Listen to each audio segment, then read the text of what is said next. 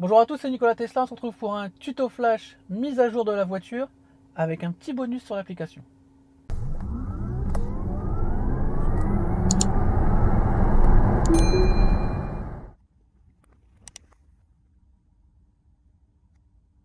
Comme beaucoup d'entre vous, je viens de recevoir la nouvelle mise à jour, la 2023.20.4.1, qui amène des petites nouveautés sympas, notamment une qui était attendue par beaucoup de monde, c'est vous savez la police d'écriture qui est agrandie et qui est enfin disponible sur la langue française.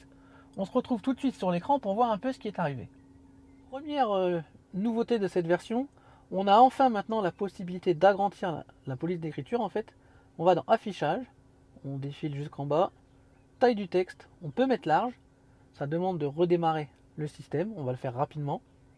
Donc vous voyez, toutes les écritures sont vraiment, alors c'est un petit peu difficile à expliquer, mais vous pouvez comparer image par image, c'est plus gros ici, c'est vraiment plus gros, c'est plus gros, on voit plus large. Alors moi personnellement, ça m'intéresse pas personnellement, non. Moi personnellement, ça m'intéresse pas vraiment, mais il y avait beaucoup de gens qui voulaient que ce soit agrandi.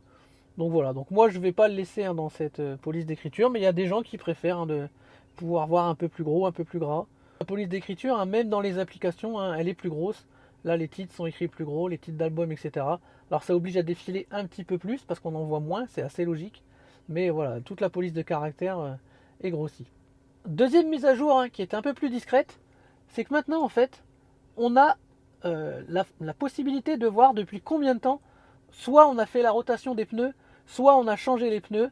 Et moi, dans mon cas, en fait, c'est approximativement depuis que j'ai changé mes pneus hiver. En fait, c'est le moment, je pense, confirmez-moi dans les commentaires, où il a réinitialisé mes capteurs TPS, TPMS. Donc, on a moyen de le faire. Donc, sinon, on peut le faire à la main. Je ne vais pas le faire là, mais si vous changez vos pneus, vous cliquez sur réinitialiser. Le compteur reviendra à zéro et vous pourrez savoir combien de kilomètres vous avez fait avec vos pneus. Et ça, c'est plutôt pas mal. Ce qui est écrit dans la note de mise à jour et il y a ce qui n'est pas écrit. Là, en l'occurrence, il y a deux petites choses qui sont sympas. Tout d'abord, on va avoir accès maintenant à toutes les caméras quand on est dans la voiture. Vous savez, on pouvait prévisualiser la caméra intérieure. Là, vous allez voir, on peut prévisualiser toutes les caméras de la voiture. Ça va permettre de se rendre compte de ce que voit vraiment la caméra et de se dire que finalement, elle a quand même un angle de vue qui est pas mal du tout.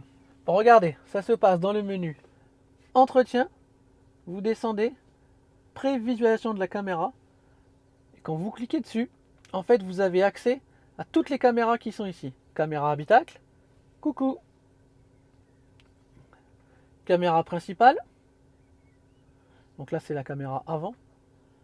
La caméra grand angle, en fait, c'est la même que l'avant, mais vous avez vu, cet angle qu'il y a, c'est assez impressionnant. Vous avez vu ici sur mes panneaux solaires, je vous invite à aller voir les vidéos, les épisodes là, l'épisode 1 est sorti sur le photovoltaïque, la suite arrive très bientôt. Allez voir aussi l'épisode sur la batterie et les panneaux solaires, c'est super sympa. On a une caméra en angle étroit, en fait on peut quasiment dire que c'est un zoom. Et après on retrouve les caméras montant portière gauche, l'aile gauche, deux choses différentes je vous rappelle. Montant portière droite, aile droite, et la vue arrière qu'on connaît grâce à notre caméra de recul, mais vous avez vu c'est encore plus large. Donc ça voit plus large que ce que ça nous affiche. Concernant les angles des caméras, ça serait quand même super sympa qu'on ait aussi pas seulement cet angle-là sur le Sentinelle, mais qu'on ait aussi celui-là, parce que vous avez vu la différence. Là, on voit vraiment hyper loin, hyper large. Donc si on pouvait cumuler cet angle-là et cet angle-là, là, on pourrait vraiment voir énormément de choses. Donc ça serait bien que ces visualisations de caméra arrivent aussi dans le mode Sentinelle. Ça, franchement, ça serait top. Alors bien sûr, ces prévisions de caméra ne sont visibles, disponibles qu'à l'arrêt. Dès que je vais me mettre en drive, ça va couper. On n'aura plus accès. Voilà, vous voyez, ça coupe directement. Ce n'est visible qu'à l'arrêt. Tout ça pour vous dire que, notamment, pour ceux qui ont des craintes par rapport au FSD, etc., vous avez vu quand même l'angle de vision qu'a la voiture, c'est assez impressionnant et je pense que même sans le hardware 4, la voiture est capable de faire beaucoup de choses. Donc ça serait intéressant de pouvoir comparer avec un véhicule équipé du hardware 4, de faire la comparaison des angles pour voir si c'est des angles différents ou non. Donc je pense que ça pourrait être sympa. A priori, on serait surpris pour voir que c'est exactement les mêmes angles. Il y a juste une différence de définition de lumière et de couleur apparemment. Autre nouveauté qui est assez intéressante, c'est que désormais, quand il n'y a pas de passagers assis sur le siège. Alors non seulement pour les nouveaux véhicules, le flux d'air se coupe, vous le savez ça depuis un petit moment, moi le flux d'air ne se coupe pas, mais par contre maintenant, en plus d'avoir le flux d'air qui se coupe, l'indication de climatisation sur le côté droit de l'écran disparaît également, ce qui permet de rapprocher le bouton de volume. Forcément, on n'a pas de passager pour régler le volume, ça se rapproche de nous. On va vous filmer ça. Là pour l'instant, Théo est dans le véhicule, il va sortir et vous allez voir tout de suite ce que ça fait. Donc là, il est encore dans la voiture. Il va sortir. Il va fermer la porte. Et vous voyez un petit temps de latence. Mais ici, le volume s'est rapproché. Donc je peux bouger le volume du sonore. Mais l'indication de climatisation a disparu. Et s'il remonte, là il ouvre la porte, ça fait rien. Et dès qu'il va se rasseoir, hop, on retrouve les réglages de climatisation. Donc aussi bien les sièges chauffants que la température. Alors, n'hésitez pas à me dire en commentaire, ôtez-moi d'un doute, parce que je sais que sur les 2019-2020, la fonction n'existait pas du tout au niveau de la climatisation qui se coupait.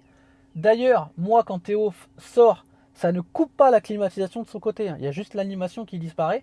Mais est-ce que sur vos 2021, 2022, 2023, est-ce que vous, quand vous quittiez la voiture, est-ce que aussi vous aviez les icônes qui disparaissaient? Il y a un doute, donc dites-moi en commentaire.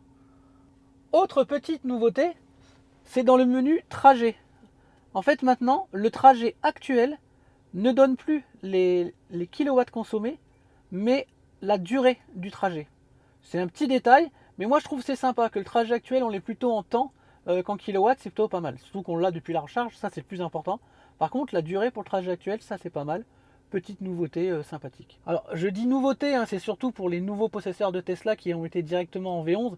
Parce que pour les anciens briscards comme moi, on avait déjà ce comparatif. Vous savez, quand on avait les briques là sur le côté qu'on pouvait choisir. Donc c'est plutôt un retour à ces possibilités, mais un retour bienvenu. Autre nouveauté, cette fois-ci, qui s'intègre dans l'application Tesla. Je vous mets l'incrustation sur le côté. À partir du moment où votre véhicule va être à jour, une nouvelle fonctionnalité va apparaître dans le menu sécurité.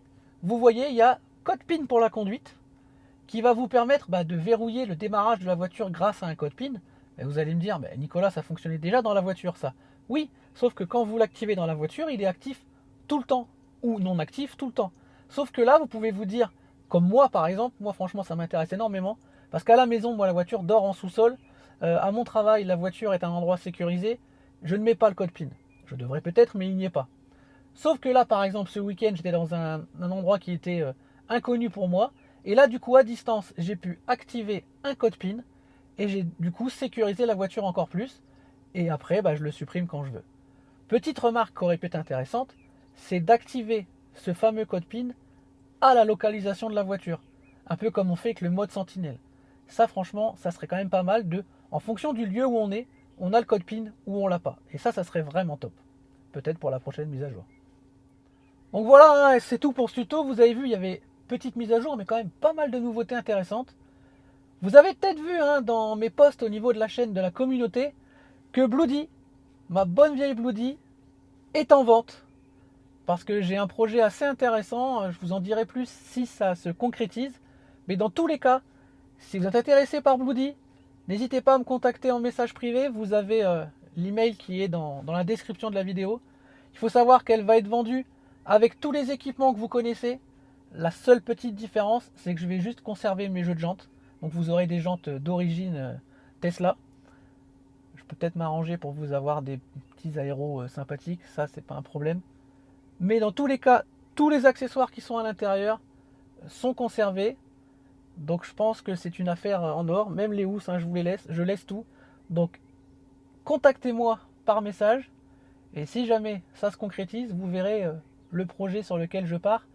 Vous risquez d'être assez surpris. Pas mal de monde est parti un petit peu dans tous les sens. Vous me connaissez, j'aime bien prendre le contre-pied. Et j'aimerais bien que ça se réalise rien que pour ça en fait. Donc voilà, n'oubliez pas de vous abonner, les pouces.